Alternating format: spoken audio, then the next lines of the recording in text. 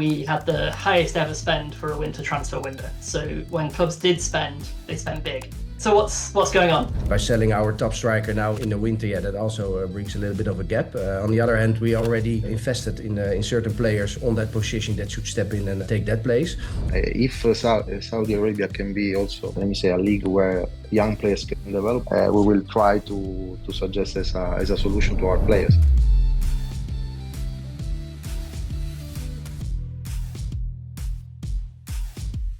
Good afternoon, everyone. Thanks for joining us and welcome to this exclusive TransferRoom webinar. What are the most important transfer window trends in football for clubs and agents that you need to know about?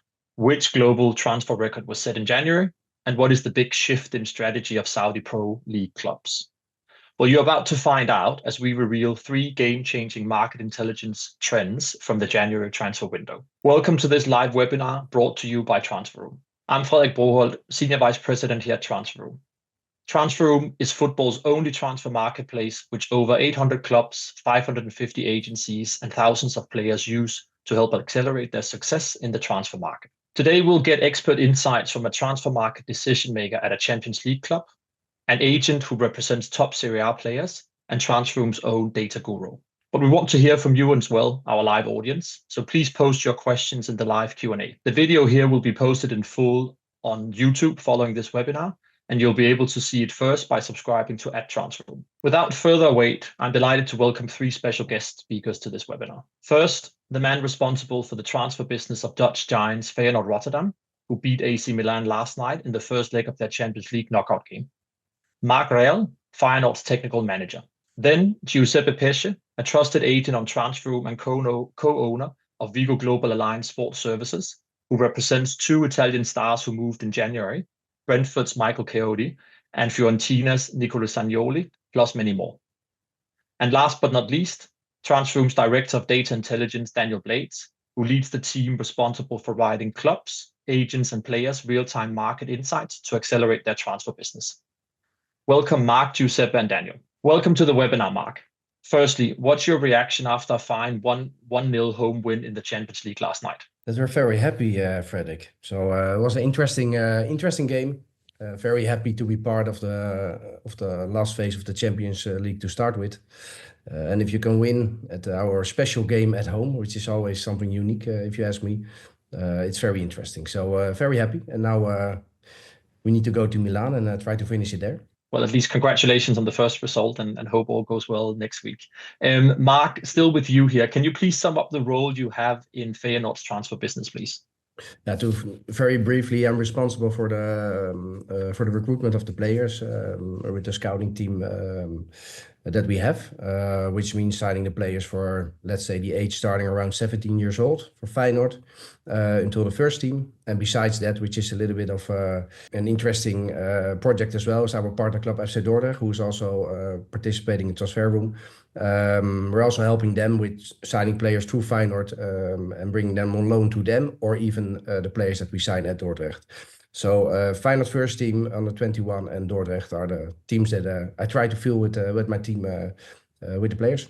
No doubt that you are a busy man, so thank you for taking time for this as well. And welcome to you, Giuseppe. I know you had a very busy window where you successfully moved exciting young Fiorentina defender Michael Coyote to the Premier League club Brentford. That deal was also helped by TransferRoom. Can you please explain how you made that deal happen and where TransferRoom supported you in this? First of all, thank you very much. Hello, everyone. It's a great pleasure being here. Thank you for the invitation. Yeah, it was a really busy transfer window. Great teamwork from our agency. And yeah, one of these transfers for sure was the transfer of Michael to Brentford. We were looking this window for a solution for him, to play with continuity and to develop. And for sure, Brentford was a great opportunity to develop and to get. And so we started a negotiation, and in the negotiation force, also TransferRoom had a role in the sense that we had the opportunity to meet also Brentford people in the TransferRoom meetings. So the last one in Istanbul. And of course, this facilitate also the discussion and the negotiation that was then successfully good result for us, and for sure also for the player, because it's now playing in the Premier League for us is really important as a result. Fantastic to hear, and thanks to you as well for joining. And lastly, Daniel, great to see you as always. Could you please sum up how you and the team help clubs and agents and players to level up their transfer market success at TransferRoom? Sure. So my role is about giving clubs, agents, and players the data they need to successfully navigate the transfer market. So we work hard to process and analyze large quantities of data, and then build metrics and models like our expected transfer value and player ratings and things like that, and use them to make smart suggestions on the platform, empowering our users to find success in the market. Thanks to all of you. We'll now dig into 3 game-changing market intelligence trends from the January transfer window that just happened now. The 3 trends that we'll cover today are, first of all, a record winter window spend. Secondly, it was the most international transfer window ever. And thirdly, the Saudi Pro League's growth and a big change in their strategy. Let's go straight into it, Daniel. What is the first major trend we should know from your analysis of this past window? So the first trend we'll discuss is that we had the highest ever spend for a winter transfer window. So this chart here shows total spend each summer and each winter window. And you can see the winter window in 2025 exceeding €2 billion spend for the first time. So we'll talk a bit about what's driving that. The total number of paid transfers grew slightly, but the average fee increased by 43%. So when clubs did spend, they spent big. And that's driven especially by a few key markets and teams, which we'll see later on. But just to drive home the point, you can see the total number of paid transfers, this dark green line, has grown over time, but consistently very slowly. So this is the equivalent of about 3.5% increase per year since 2018. But the average fee paid, these light green bars, has really jumped this window. So above €3 million per transfer for the first time. So what's going on? So this chart is showing all global spend in the circle, and then highlighting the spend for the biggest 5 leagues. And you can see here that 55% of total spend comes from just 5 leagues: the Premier League, Ligue 1, Saudi Pro League, Italian Serie A, and Brazilian Serie A. That percentage isn't unusual for the top 5. It's typically around 50% to 65%. But what's interesting here is you can see how it's concentrated in just a few clubs. So Manchester City account for half of the EPL spending, and in both Ligue 1 and the Pro League, the majority of spending comes from just 2 clubs. We see this pattern of a few individual clubs spending big in winter and moving the overall picture themselves. So the next question we asked is, what drives a club to spend a lot in January? And we found a few scenarios that are clear and predictable drivers of that. So firstly, if a team is threatened by relegation, if they're in the bottom 3 places in their league in January, then historically they spend 80% more than they normally would. Looking back at what they spent in previous years, if they're in the bottom 3 places, likely we expect them to spend 80% more to try and address that. Next, if a team is 5 or more places worse off in the league table than where they finished last season, that team typically increases their spending by 71%. So they're trying to address a disappointing start to the year. And actually, you can zoom in on this further. If you look at just teams that finished in the top 3 in the previous season, so we're sort of expecting to compete for their title again this year, but actually are, again, 5 places worse off come January, we expect their spend to increase 134% on average, so more than double. And that's exactly the situation we're in with Manchester City this season. So it's almost the perfect storm for winter window spending and fueling the market.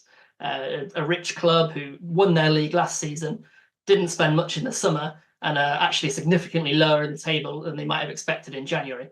So this table on the right here shows teams in similar situations historically.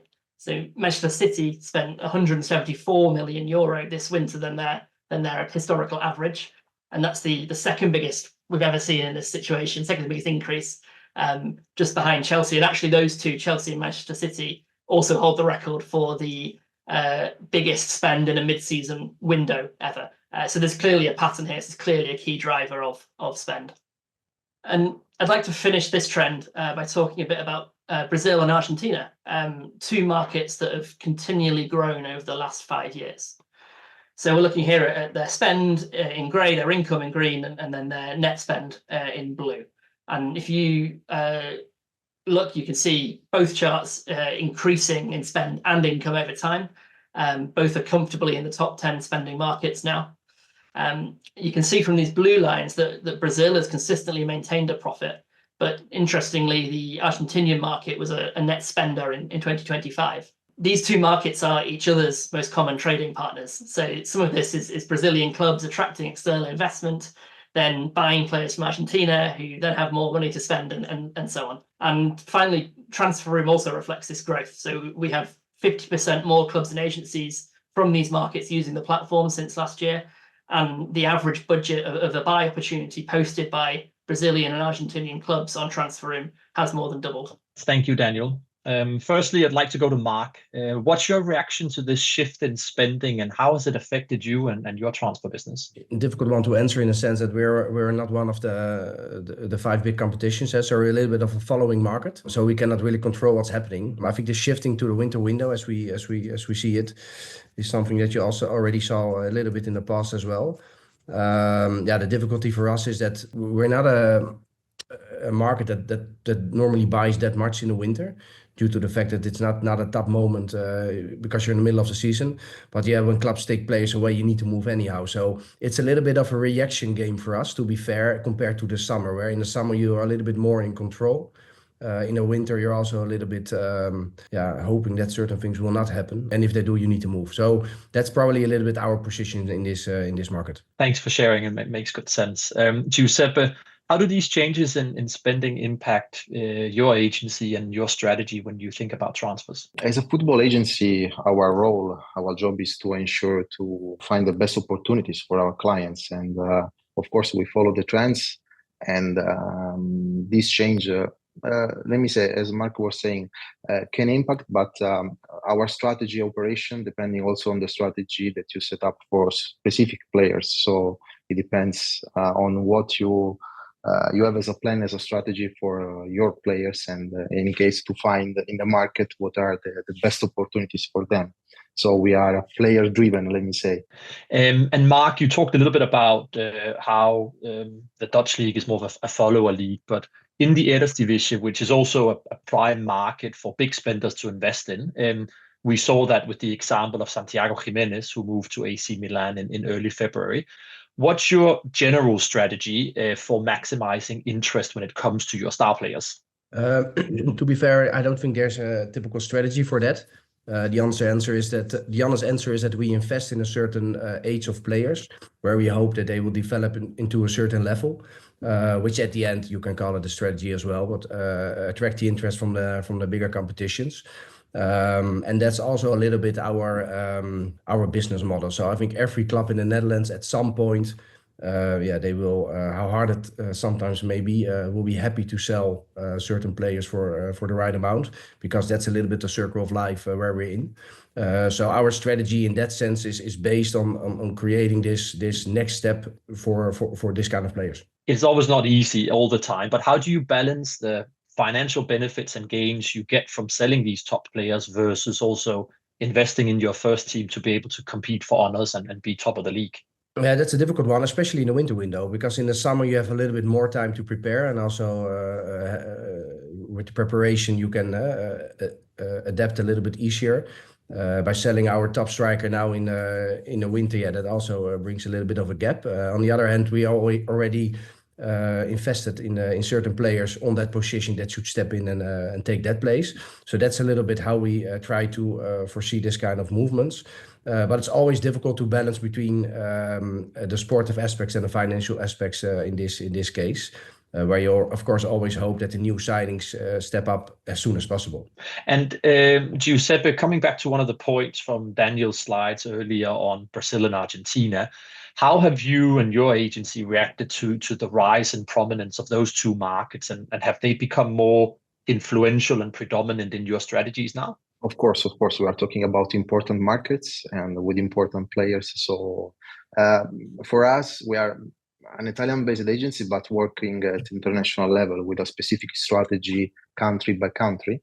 And this development, of course, impacts on the strategy, because we have already in place strategic partnerships in order to be present in that market, and to identify good opportunities from that markets in order also to work or as a direct agents or as intermediaries. So for us, it's also really important, and these markets are crucial markets for developing at international level. And Mark, on your side, are you seeing Brazil and Argentina being more prominent in your strategies as well, or is it the same as it's been for a while? It becomes probably even a little bit more difficult because of the spending in those markets itself. Those players also have a very good platform in those countries. So it brings us to a position where we try to scout a little bit younger and even on players that did not even play in their first teams in, for example, Brazil and Argentina, to make it still feasible to get them over. And just the last one for you, Mark, before we move on to the second trend. We also saw from Daniel and his team's analysis some interesting data on teams who spend big, who are performing below expectations. What's your general view on spending big as a club to atone for bad run of results? Yeah, probably the honest answer is that the clubs that are doing that are trying to repair something that did not work out in the summer. So I don't think it's always a positive thing if they spend a lot. I'm not a big fan of it. I'm very rational in these kind of processes. I think you need to try to make certain signings which makes sense for at least mid-range terms. I think a lot of those signings could be for short term and with constructions to save themselves in the leagues, which of course is logical, and that also makes it really interesting in the job that we are. At the end, it's sports. It's a lot of emotion. When things go bad, people want to see some kind of reaction. So I understand the spending. If it's always business-wise the right thing to do, I'm not sure about that. So I'm not a big fan of it, but I do understand that certain clubs will try to move and solve certain problems that they have in the squad if it doesn't work out during the season. Really interesting insights, and thank you all three. Daniel, we're now going to go back to you again for the second key trend from the winter window. The second trend is the continued globalization of the transfer market. So this chart here shows the percentage of transfers in each window that were international. So between clubs in two different markets, not domestic. In 2025, that number hit a record high of 64%. So the market is more international than it ever has been. And this continues a trend of steady increase over the last 5 or 6 years after a fairly flat period in the 2010s. It's also interesting to break this down by country. So this map here compares the percentage of international transfers for each country in 2025 this year against an average of the previous 5 seasons. So green colours here show a market that's becoming increasingly international over time. And you can see a lot of green.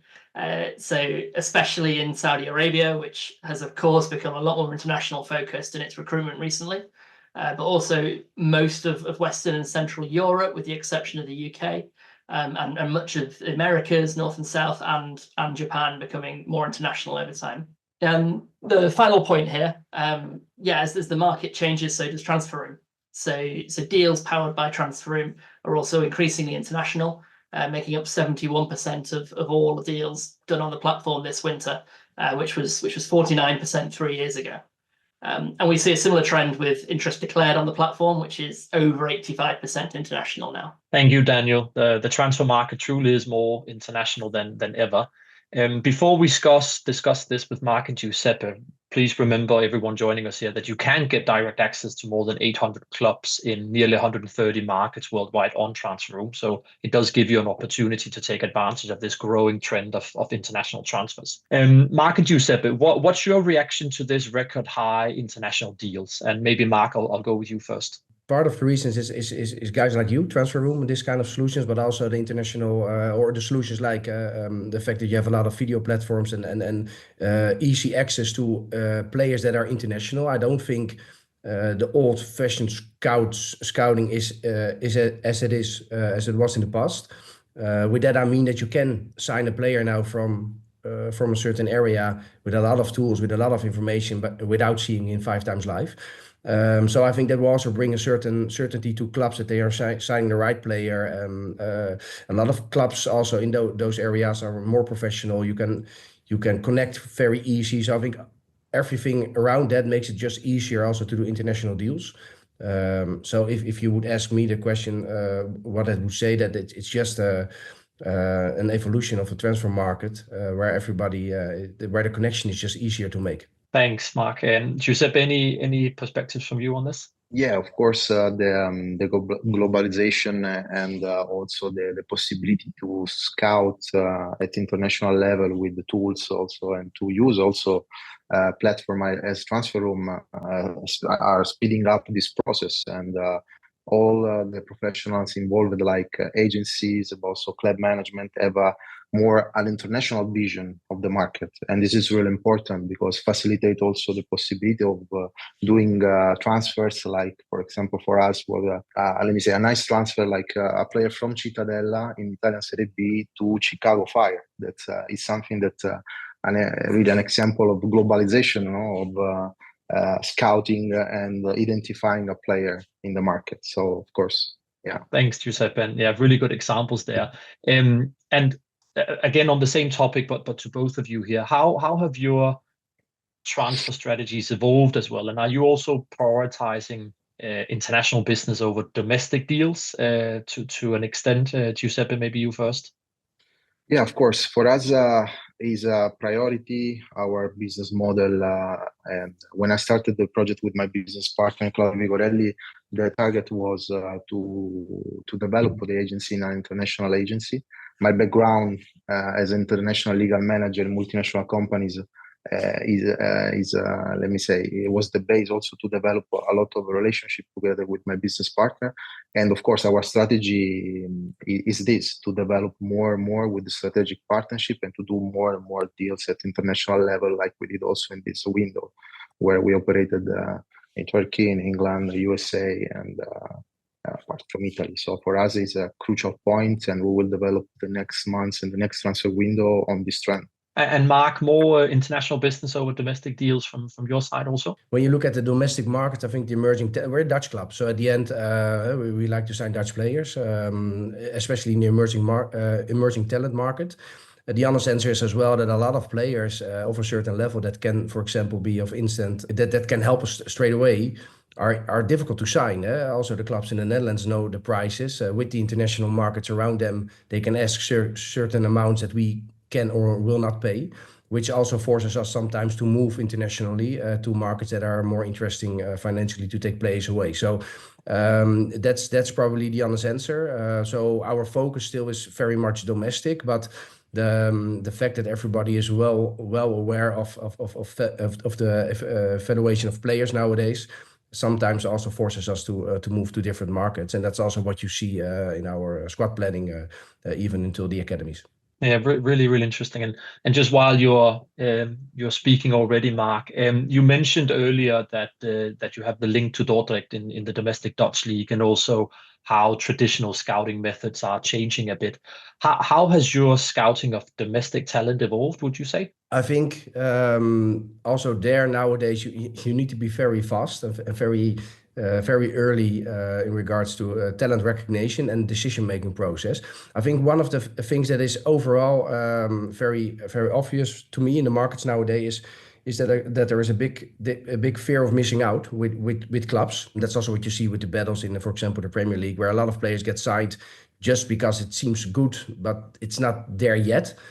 Which brings us also in a situation where you just need to decide very fast if you want to sign a player, yes or no. Well, in the traditional time, or at least a few years ago, you had more time to really evaluate a player, see him 4, 5, 6 times. Nowadays, if I see a player 6 times, there's already a Premier League club seeing him 1 time and buying him, and let's see where it ends. So that brings us to a situation where the decision-making process needs to be very, very fast, and sometimes maybe a little bit too fast even. And that's for me the same in the domestic market as internationally. I don't think there's a big difference for me there. Very fascinating. Thanks for sharing. And just finally on the topic here, a question to all three of you, but maybe starting with you, Daniel. What are your top tips for using TransferRoom to help maximize opportunities in international markets? Yeah, so firstly, picking up on what Mark said and the having to go to other markets, and this is sort of the founding point of TransferRoom, right? And bringing bringing markets closer together. And actually, as you do that, this globalization should make you more efficient and have you more opportunities to find cost saving, because you can find those deals that have more options and players are good enough for your team in other markets. If someone else is driving the price too high, you can go elsewhere. But I'd say on TransferRoom, the intelligence is all there at your fingertips. So the matching algorithms we use factor in things like, can the player get a visa to play in this market? Is his level good enough for that league? Does this team usually sign this kind of player?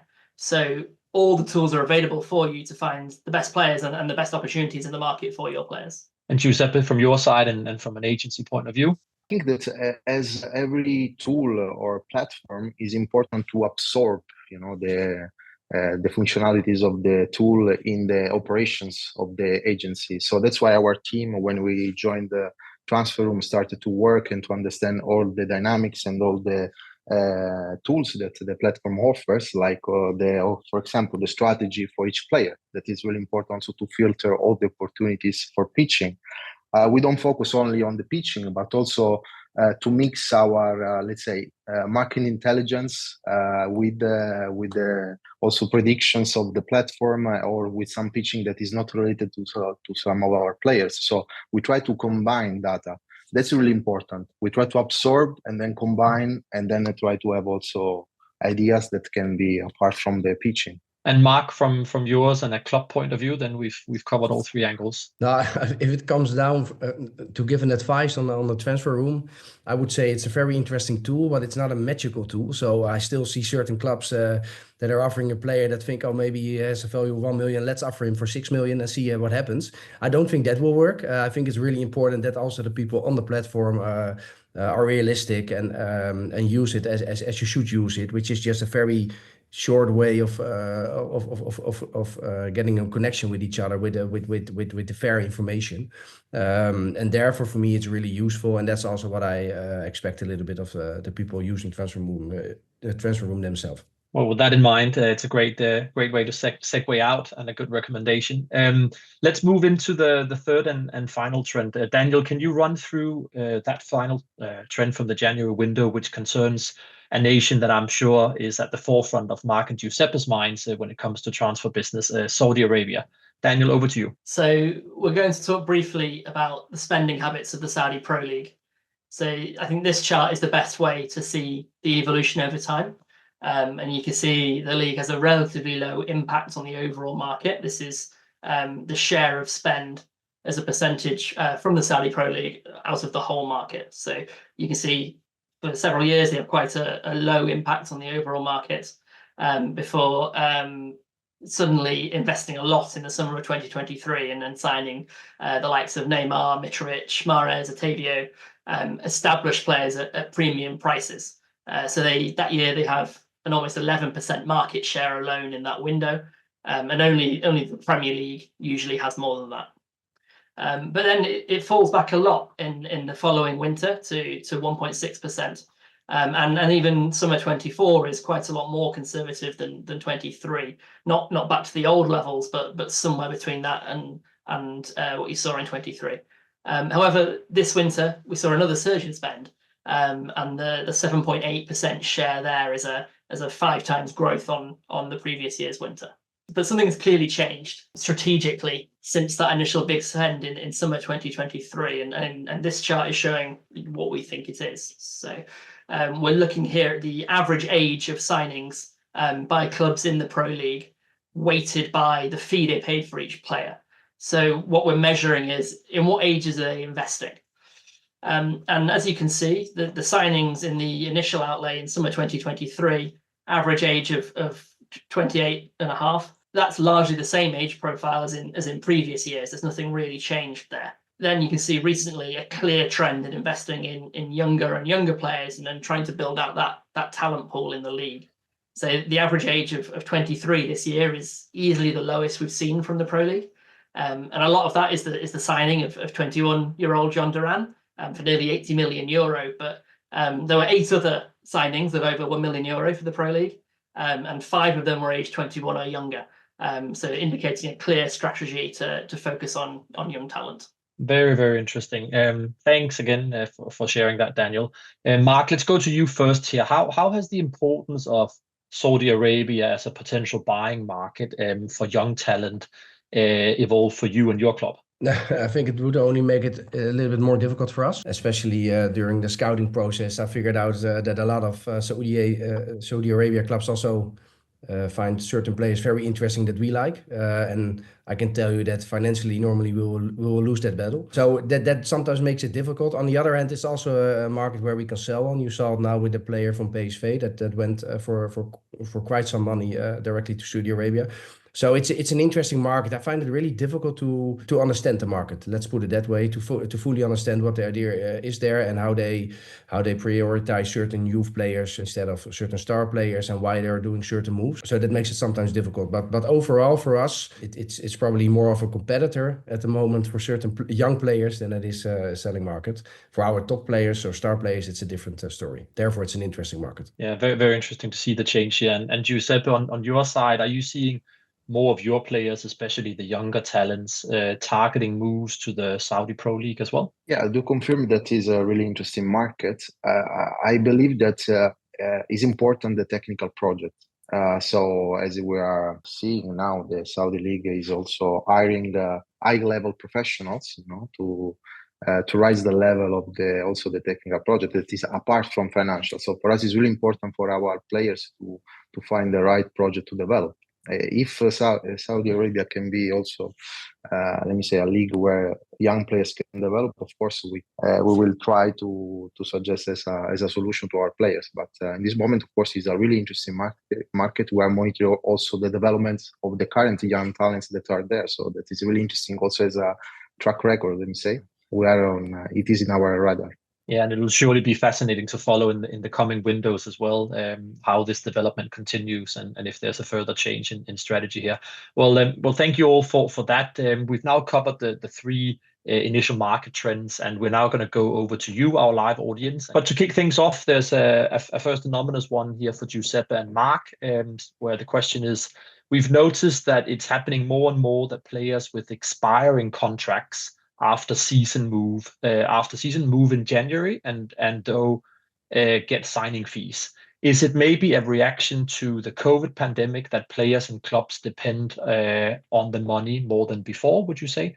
Maybe Mark, you first. Just to understand the question correctly, Frederik, that means that free agents in the summer, that they move for smaller amounts in the winter. Is that what you mean? Yes, I would interpret it that way. Yes. Yeah, I'm not sure if it's a pandemic thing. I think when you're 100% sure a player will not extend his contract, then you can still make a little bit of money on a certain player, depending on the position of that player in your team. It makes sense sometimes to sell a player. On the other hand, if the player is that important for your team, and the potential amount is pretty low, you probably make the decision to keep him and let him go as a free agent.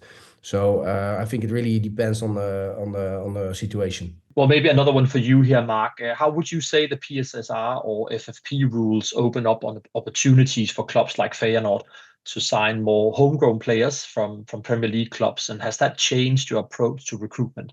No, to be fair, it didn't. For us, we still have our own. We have pretty strict rules in the Netherlands on what we can and cannot sign. So in regards to that market, it doesn't affect us. Okay. And then we have a question from Tom in the audience here, maybe to you, Giuseppe. What markets do you predict will be the likely big spenders or generate income in the summer window? Oh, let me say, as we saw with Daniel, the trends are clear. There are markets that are developing more and more. Like, of course, we have always the Premier League that is the queen, let me say, of the leagues. I'm curious about the development of also MLS, because they are, of course, developing more and more, but of course, to be big spender like Saudi or something like that is a matter of development of the strategy in each country. I think that in this moment the top leagues are more or less will be the same, like the data shown by Daniel.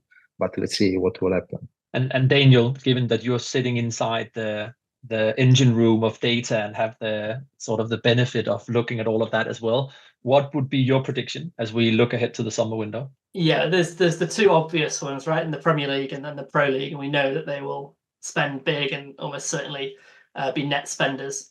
Then I guess the sort of the next big four leagues that in Europe that you talk about, they do tend to sort of go back and forth year on year. This is sort of profit and spend, typically depending on which players they sell to the Premier League and the Pro League. The interesting one to watch is probably Ligue 1 in France. There's been a sort of a multi-year trend there of sort of making more of a profit and maybe spending a little bit less, or certainly not increasing spend. And obviously there's sort of maybe revenue questions around TV rights there. But we do something how we talked about Brazil and Argentina earlier. But actually sort of second divisions in England and Germany, they are increasingly bigger spenders. And then we actually get some other markets that also sort of came on a bit this winter window. So Turkey, Scotland and Qatar probably increased spend this year and probably will continue to do that in the summer. And Mark, if you were a betting man, what would be your guess looking ahead to the summer window? Probably Premier League again. If we talk about the fear of missing out, I think that's a big thing going on in the English market at the moment. I always try to do a certain squad planning, and I say this with all the respect for the Premier League, but sometimes I just don't understand certain moves. I see number 5 winger going to a certain club, and I think, what are you going to do with the other 4? Probably has to do something with the fear of missing out, something with the financial fair play, something with their squad planning. Not fully sure about it, but they buy so much and so fast that they will be for me probably the big spender. Also with the championship behind them, that are also spending a lot. To be fair. Well, we shall find out in a few months. Mark, if we continue with you here, there's a question to you from Tamur. The question is, the winter transfer window in your league, the Eredivisie, closes one day later than in the major European leagues. Do you think that this extra time makes it easier for you to sign players who waited until the last minute for a move to a big club but didn't get one? Or do you wait for the last minute options? Good question. Also depends a little bit on the players. If it needs to be a player that we really need, it's really dangerous for us to wait. Due to the simple answer that yes, we have one day extra, but the markets that you want to buy from, they are closed. So, and they also have a trainer that will say, yeah, but I cannot buy a new player. So it can also work the other side against you. But for example, this winter, on the last moment, we bought a player from Le Havre, Oussama Taglaine. He's a typical player that, because of the effect of the markets and the fact that we were still open, yeah, we could do the move on the last day. So yes, sometimes it helps, but sometimes it's also very risky for us to guess on the late window. With that comes also the fact that we are also in the middle of a season. So if we buy a player on the last day of the window, it means that instead we buy him the 1st of January, he will miss 4 or 5 weeks of preparation. So it's a difficult one to do with players that should be spot on in the first team 11. To be fair. Very, very good answer there. Giuseppe, an anonymous question from you here. How do you as an agent stand out from the crowd and make club decision makers like Mark here on the webinar take notice at the peak of a transfer window where everyone is very busy? Yeah, interesting question. I think that as more as you are able to facilitate the job of the club, like for example, proposing a player with the right information, with all the information available regarding the conditions, regarding also what can be the other club position, and in this case, try to facilitate the deal. And as much as you are professional, as much as you will have the attention of anyone. So it's really important. This. So for me, it's facilitating the job. Don't lose time. Filter a lot as an agency, according also to the requirements of the club. So this is really important. Asking the right questions and provide the right answers. That's really important for me. And if we flip the coin around here, Mark, linked to that, what do agents need to do to catch your attention and build relationships with club executives like you and others in different clubs? I think nowadays there's a big difference between the strong agencies, the professional agencies, and as I would call them, the cowboys, that are throwing in players one after the other on your WhatsApp. I have countless examples of agents calling me with the next rising star, and it's top. And when I ask them, you have 3 seconds, is he left or right footed? They don't know. So that's a little bit my world. So agencies are very important for us. You need them in deals, you need them with the right information, and you need them during the process of a transfer. I like it when an agent also takes a little bit of time to do a little bit of an in-depth research on your squad planning, because if we have 3 left backs, I don't need a 4th or 5th, even if they think they will reach Real Madrid. It doesn't make sense. So for me, it's a little bit of let's say a gut feeling as well. If an agent spends at least some time to really help you or advise you, and then it's very useful. If they're not, well, then the agents also know me very well. Then I'm very direct and I do nothing with it. Well, there you go, Giuseppe. A top tip for you and other potential agents on the call here. Mark, one more for you here from Raphael, who's interested in knowing a bit more about the scouting structure at Feyenoord. So he wants to know: do you hire some international scouts, or do you just work with domestic scouts? Both. I must say that due to the tools that we have nowadays and the fact that you can go almost everywhere pretty easy, I don't need to have a specific scout in every region. I don't believe in that as well. Also, due to certain markets and the rules that we have. For example, the South American markets are very interesting, but we can only sign 1 or 2 non-EU players that should fit our first team straight away. That's at least our philosophy. So to have 5, 6 scouts there scouting all the time doesn't really make sense. We do have somebody there, but most of them are a scout that you would say are domestic, or at least Dutch spoken, but they fly everywhere. And what I like to do, and that's something I find very important, is crossover scouting. I don't believe in scouts that are stuck in a certain region that think they really need to bring a player from out of their region to be of importance. I rather do crossover scouting so that everybody is objectively behind a certain player, and I don't get some kind of fight for regions, if that makes sense. So that's how we at least try to do it, and that way we can also reduce the amounts of scouts a little bit and be more specific. Very interesting to hear. Giuseppe, a couple of questions for you. We've had a few people asking us this on social media, but what are your tips to start out as an agent? Yeah, for sure. Really important, the passion, because when I moved to this job from my previous career, I was moved from my passion for football, and it's really important to set the goal that you want to reach, because if you want to do this as a professional, you need to have a project. You need to a clear picture of what you want to do in this market. It's a difficult market. It's not easy. You can make mistakes, but everyone makes mistakes. But the key is how you react to the mistake that you do, and to reduce as much as possible the mistakes. So I think that is really important, the passion, and to have a specific goal. And linked to this, what would you say are your top tips for new agencies who try to build their profile and reputation as a new agent? Credibility is everything. I think that you have to build up slowly, and I always work like that. For me, less is more. I don't do many things. I try to have specific targets, let me say, and according to this target, then I develop the next target. So it's really important to have a plan, target by target, creating a big network. That is really important, especially if, like we were discussing before, it's an international network, and then to have a credibility. This is really important. So my tip is to create step-by-step a credibility as a professional, and to respect and work with transparency. Great tips there. Great tips. We have a question here from James McCarran.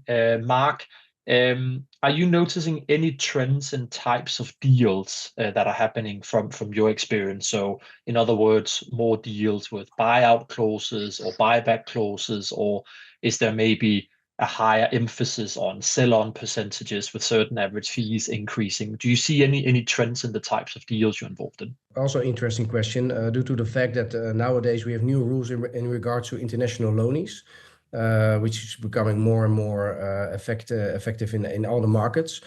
For example, we're only allowed to loan out 6 players internationally.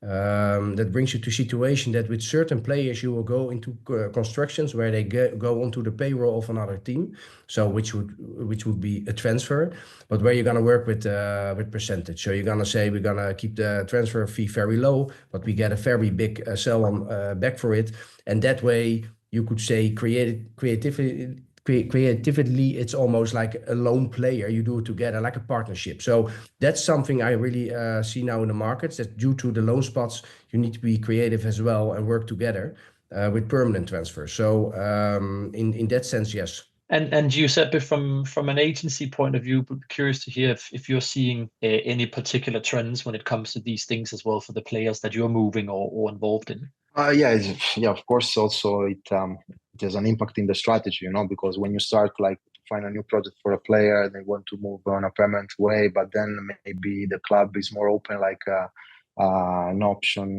like a loan with option to buy. So you have to try to also to work, let me say, and to be creative in the conditions, to create a project that is solid. So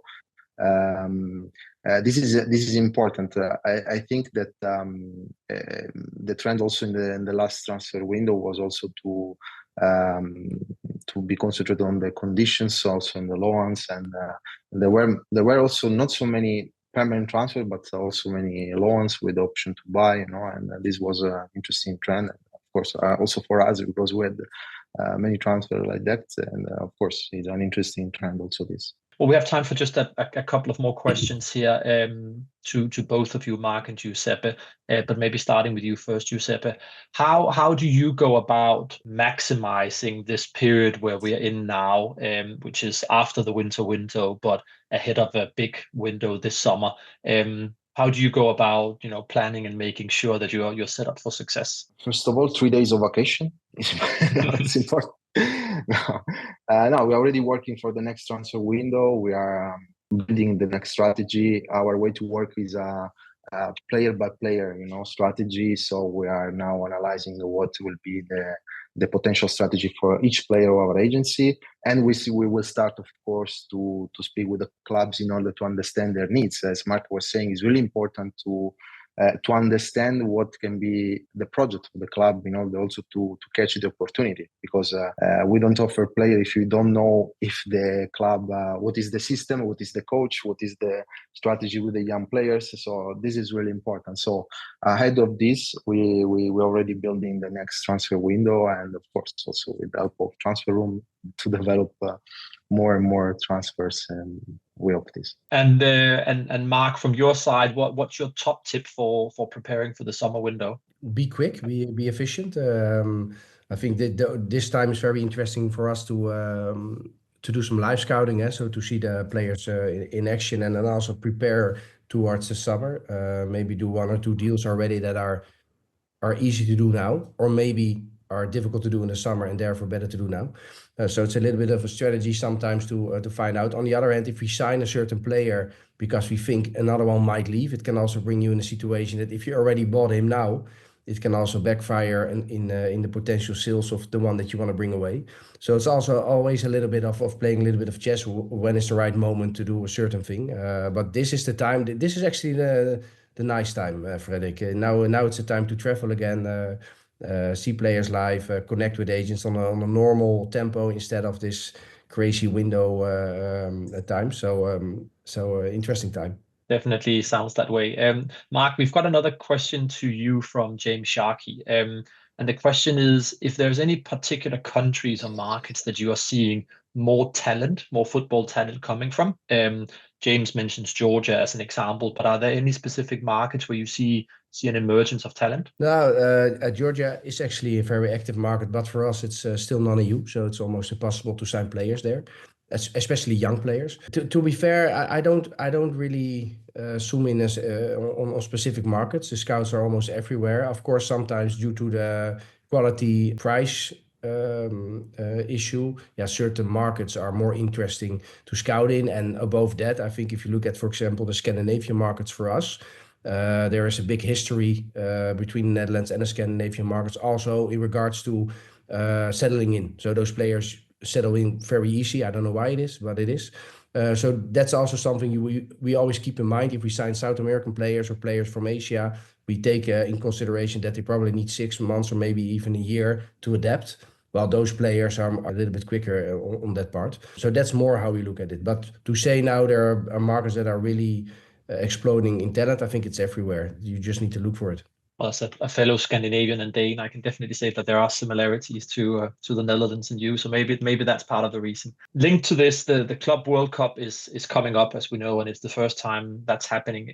Giuseppe and Mark, how do you think this will impact your business and the way you go about transfers this summer? Maybe starting with you, Giuseppe. Yeah, I think that as all the competitions, that are during the summer, they can impact on the decision-making process. So the strategy can change according also to the performance of a specific player in that competition. Also, the value of players can change with, let me say, in one competition. So I think that will maybe change the strategy of decision-making process, and you need to follow this change and to understanding what can be the right timing also, let me say, to propose and how to propose the player. So, or maybe it can change immediately the strategy that you set up for one player. So that can be for sure an impact. And from your point of view, Mark, here, how do you foresee any impact from the Club World Cup? If I'm correct, the market will actually open and close again before the normal window. If my information is correct, and so I'm very curious. But that specific market is opened only for the World Cup, or it's part of it. So that will be a very interesting window to see. I think the whole World Cup for clubs is, at least from out of the size, it's an incredible big event. It's in America. It's gonna be huge. So I think the funding will also be pretty big. So I expect some interesting moves there, at least for short terms, for 3 months, 4 months contracts with teams that are just want to reinforce themselves for the World Cup. So it's gonna be I'm not sure where it will end, but it's gonna be very interesting to experience it. And one final question for you here, that's come in, an anonymous one from the audience. How does TransferRoom's expected transfer value, so the XTV, inform your decisions in the transfer market? And maybe just firstly, before you answer this, Mark and Giuseppe, Daniel, if you could just briefly sum up what TransferRoom's XTV is, and then after that we'll go to you, Mark and Giuseppe. Sure. So yeah, briefly, expected transfer value is our prediction of what it will cost to buy that player in the market, or what you could get for selling that player tomorrow. So it's an economically driven model and an algorithm. A lot of sort of market value models you see are based purely around how good the player is. And that's obviously very important, but we also consider quite heavily the age of the player, the contract situation, and sort of the economics of the parent club. And we're just trying to be super accurate on predicting the next transfer fee, so you can make informed decisions about what can I get for this player, or what will this player cost me, and actually crucially benchmark that against other players and say, okay, well, if someone's saying this player is going to cost me this much money, what could I get for that amount, and where else maybe I could shop instead.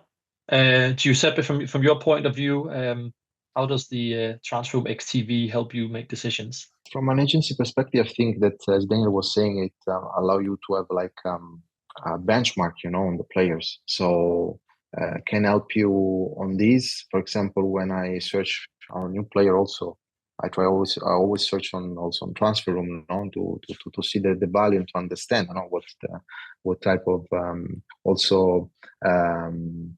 expected transfer value can have. Of course, at the negotiation, we know that is based mainly on the request from the club, but it can be an interesting data to be analyzed to create like your own benchmark. So I think. And from your side, Mark, is it similar? Now, to be fair, I think there are a few companies working with expected transfer values. At least they try to.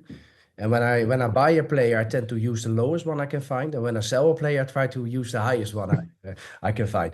Now, without kidding, I think you guys are pretty spot on. I think you also changed it a little bit by time. But it's an interesting.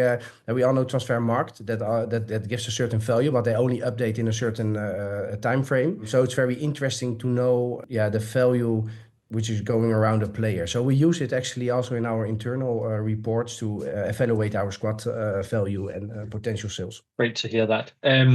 That is all we have time for. I'd like to say a big thank you to our guest speakers, first and foremost, Ruijl, Technical Manager at Feyenoord Rotterdam, Giuseppe Pesce, co-owner of the agency Vigo Global Alliance Sports Services, and Daniel Blade, TransferRoom's Director of Data Intelligence. Thank you all, gentlemen. Also, a huge thanks to you, our audience, both live on the webinar and those who will watch this when it's posted on our YouTube channel at TransferRoom. Please subscribe so you don't miss out. The next step to maximize these insights is to join TransferRoom or to log on if you're already one of the more than 800 clubs, 550 agencies on our platform. Accelerate your success with unrivaled access to football decision makers, real-time market intelligence, and club requirements in 130 leagues worldwide by joining TransferRoom now. Visit transferroom.com to find out more. Thanks again to all of you, and see you next time. Goodbye.